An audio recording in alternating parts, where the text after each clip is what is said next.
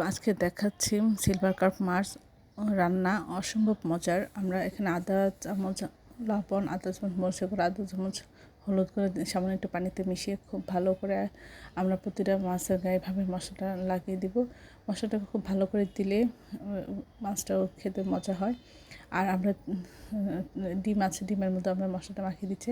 তেলটা খুব ভালো করে আমরা গরম করে নিয়ে তারপর মাছটা দিব, না তো মাছটা নিচে লেগে যাবে।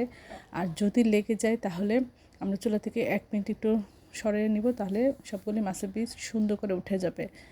আর এক পাশ সুন্দর করে ভাজা হয়ে গেলে উল্টে অপর পাশ ভেজে নিব। ডিমগুলি এভাবে খুব সুন্দর করে ভেজে আমরা ছোটো ছোটো টুকরা করে কেটে নিচ্ছি। তারপরে নামিয়ে এখানে তেলের মধ্যে পেঁয়াজ কাঁচামরিচ দিয়ে একটু ভেজে নেব।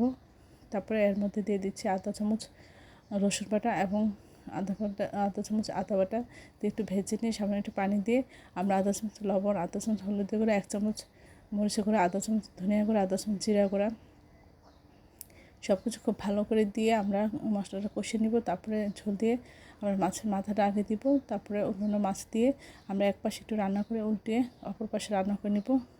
ডিমগুলি সব কিছু দিয়ে খুব ভালো করে জাল করে নিয়ে আমরা এটি সব কিছু ঠিক থাকলে নামিয়ে পরিবেশন করব।